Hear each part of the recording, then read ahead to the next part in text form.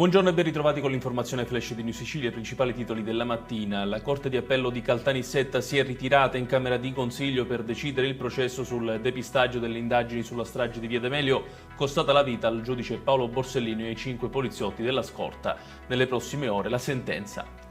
Duro colpo alla mafia rurale nell'Agrigentino, la polizia ha arrestato 5 soggetti, 2 dei quali già condannati in via definitiva per associazione mafiosa, ritenuti responsabili di estorsione e illecita concorrenza. Sarebbero i vertici del mandamento di Santa Margherita del Belice. E uno dei soggetti colpiti dalle misure cautelari è Pietro Campo, già in carcere con una condanna definitiva a 14 anni e referente di Matteo Messina Denaro nella provincia di Agrigento.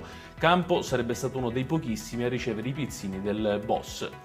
Un incidente mortale si è verificato sulla strada statale 115 che collega Gela a Scoglitti in territorio di Acate nel Ragusano. Un furgone ha investito un gruppo di ciclisti per cause ancora da chiarire. Tra questi si registrano un morto e un ferito molto grave. Infine c'è un iscritto nel registro degli indagati per la morte del 19enne messinese Michele Lanfranchi. Si tratta del proprietario dell'abitazione dove il giovane sarebbe morto. Lo ha deciso come atto dovuto il pubblico ministero Liliana Todaro. Intanto continuano le indagini per fare chiarezza sul caso.